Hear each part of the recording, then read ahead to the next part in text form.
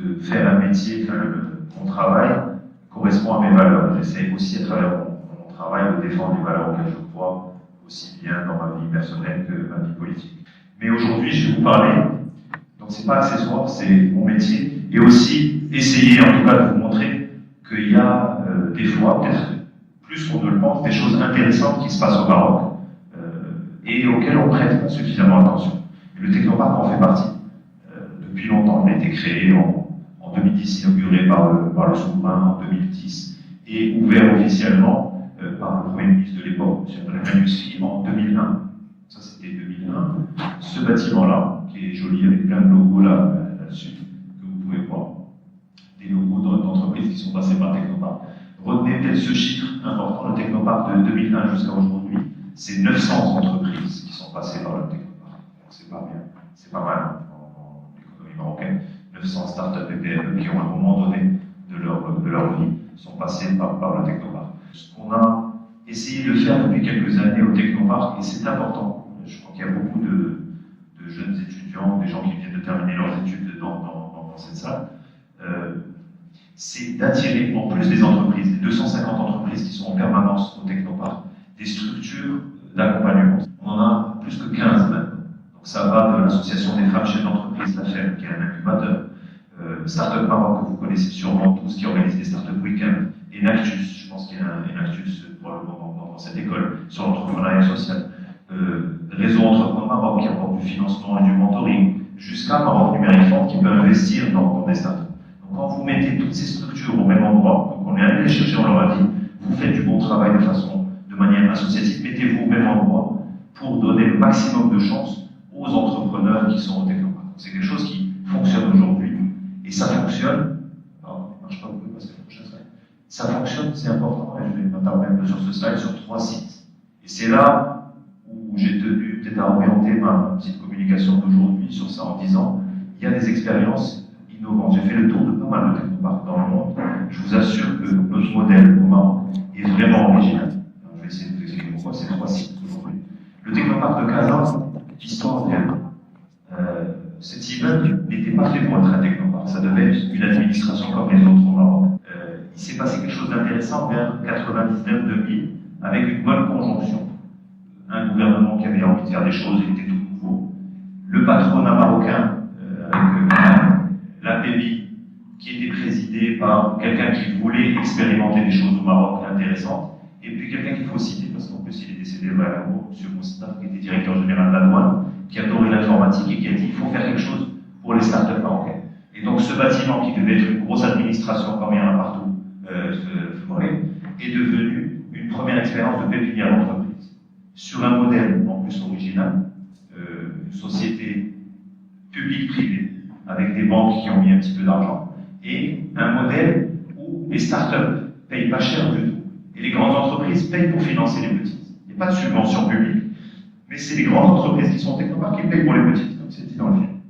Ça, c'est, je vous assure, pour avoir fait le tour, c'est pas parce que c'est pas moi qui ai inventé ce modèle, je ne me vante pas, mais pour avoir fait le tour dans plein de pays dans le monde, c'est unique comme modèle. Récupérer, ne pas construire quelque chose d'énorme qui coûte beaucoup d'argent pour l'État, on est un État qui n'a pas énormément d'argent, prendre quelque chose qui existe, un bâtiment public, le transformer, prendre un peu d'argent privé parce que les banques, elles y retrouvent. Vous avez 900 entreprises qui sont passées par Technoparc, les 900, elles sont clientes des banques. Donc les banques étaient contentes de mettre un petit peu d'argent il y a 15 ans dans cette histoire. Et donc un système qui permet de développer l'entrepreneuriat. Pour que ça marche, et là j'y ai joué moi pas tout seul, avec toute l'équipe et tout ça, pour que ça puisse fonctionner, ce modèle-là qui était intéressant et innovant, une chose, peut-être deux, importante. La première, c'est avoir un esprit d'innovation, et ça, on est formé pour ça dans nos écoles, je suis comme vous, ingénieur, comme la plupart d'entre vous, on est formé, on a fait des études, on essaie d'innover, de se creuser la tête et tout ça. Mais une autre chose qui est plus importante que l'innovation, et je vous assure, c'est la transparence dans la gestion. C'est transparent depuis longtemps, Technoparc, et ça l'est aujourd'hui. Moi, je défie quiconque de me dire, moi, par exemple, j'ai en tant que directeur général, mais mes collègues aussi, on ne rencontre pas quelqu'un parce qu'on vous a appelé au téléphone, on dit j'ai besoin d'avocat, un truc comme ça. C'est sur le site internet, vous montez, vous rentrez sur la liste d'attente, on vous répond. S'il y a un problème, on vous reçoit pour vous l'expliquer. Et ça, c'est essentiel.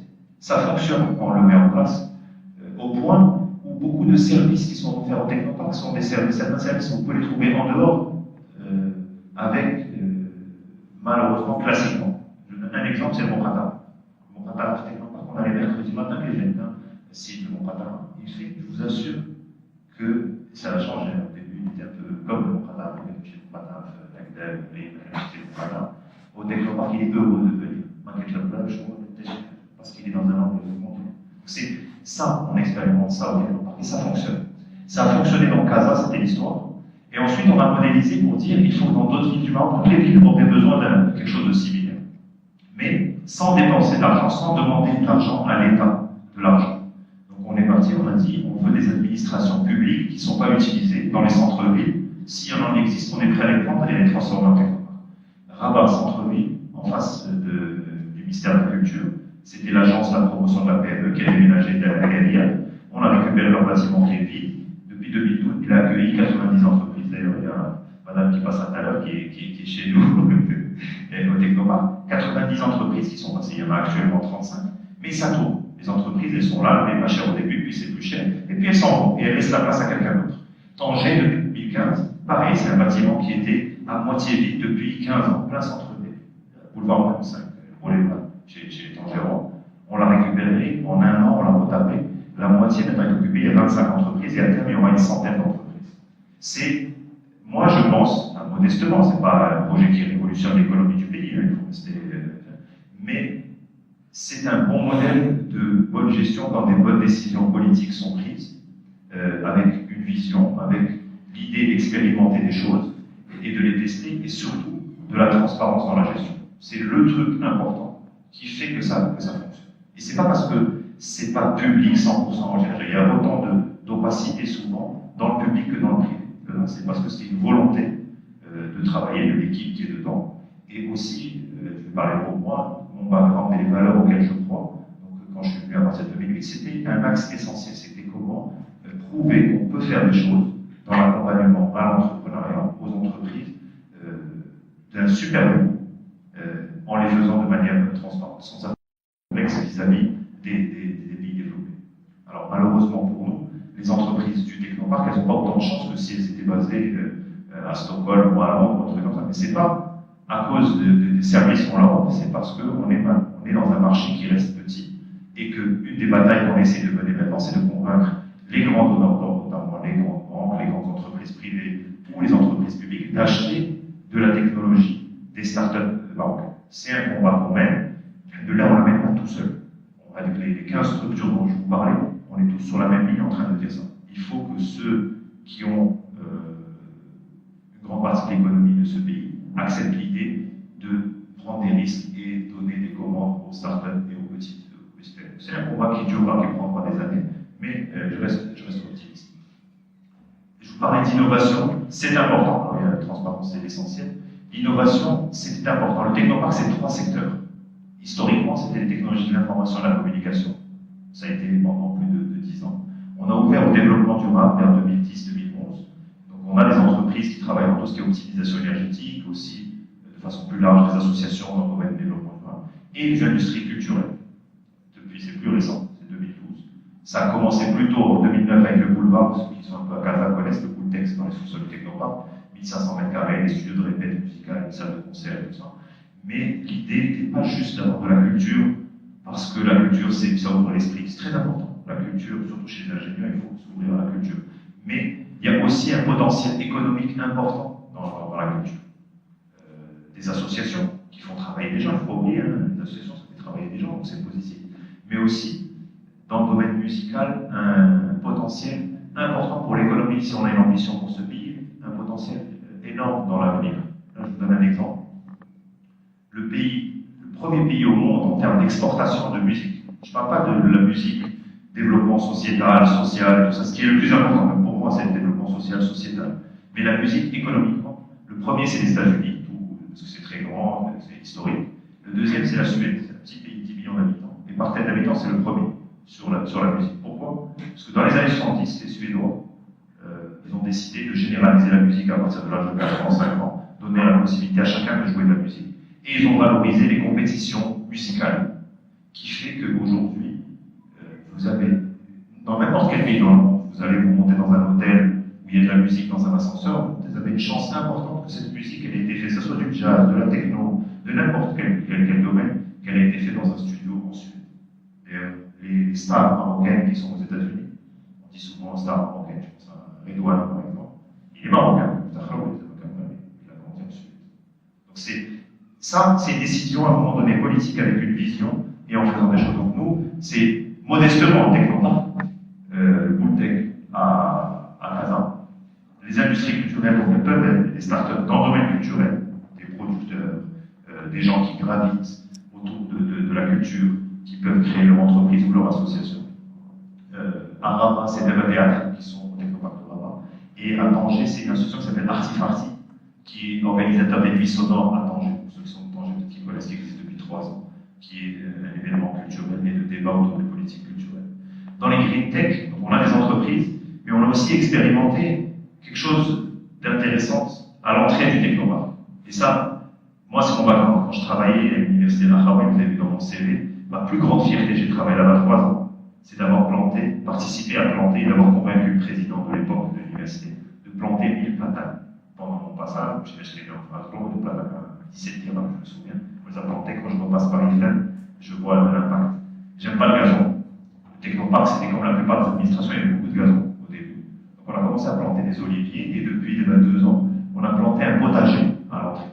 On a à l'entrée du Technopark, il y a du gazon comme dans les grandes administrations. On a quelques réchauffe en fonction des saisons et on distribue à la communauté ça et on demande à la communauté d'amener ses graines. Donc si vous amenez une graine par exemple réchauffe, c'est un bon exemple, vous pouvez la planter, vous aurez un petit panneau écrit, je sais pas, Suleiman, j'aime le réchauffe, je vais le stade. Mais et ça, c'est aussi montrer que dès l'entrée du Technopark, quand vous rentrez dans le Technopark, l'innovation c'est pas que dans les bureaux ou dans les centres de recherche, ça peut être partout. On peut innover dans n'importe quel domaine. Et c'est comme ça, moi c'est ma conviction, que notre pays, le Maroc, pourra aller beaucoup de là, s'il y a des gens, j'ai dit transparence est essentielle, mais aussi qui font comme ils disent les Américains, qui réfléchissent out of the box, que l'innovation, ou là, le travail, tout comme ça peut être ailleurs. Donc voilà un peu ce dont je voulais vous parler. La notion de culture participative, c'était partie de notre ADN. C'est une grande famille Technopark, c'est 250 personnes, quasiment 2700 salariés en permanence, avec des renouvellements, des gens qui rentrent, qui sortent. On essaye de faire en sorte que ces gens-là, ils se rencontrent le maximum pour partager, bien sûr, faire des affaires, c'est des chefs d'entreprise, mais aussi partager des idées, peut-être créer des vocations, inspirer des gens, comme le principe de votre événement, inspirer qu'il y ait un salarié d'une entreprise ou un stagiaire, il est passé son stage dans une start-up, la start-up voisine, il a vu comment ça fonctionnait, 2 ans, 3 ans après, il va créer sa boîte, par exemple. Ça peut être ça. Le même avec le stagiaire, il s'est rendu compte que sa vocation, c'était pas d'être ingénieur comme ça, mais il allait voir les gens du boulevard, que c'était faire de la musique. Il s'est mis à faire de la musique et après il a joué dans un groupe. C'est aussi ça, l'esprit qu'on essaie de développer, à une petite échelle qui fonctionne et que j'espère qu'elle sera copiée ou qu'on pourra les développer avec peut-être ma casquette politique sur une plus grande échelle. Merci beaucoup.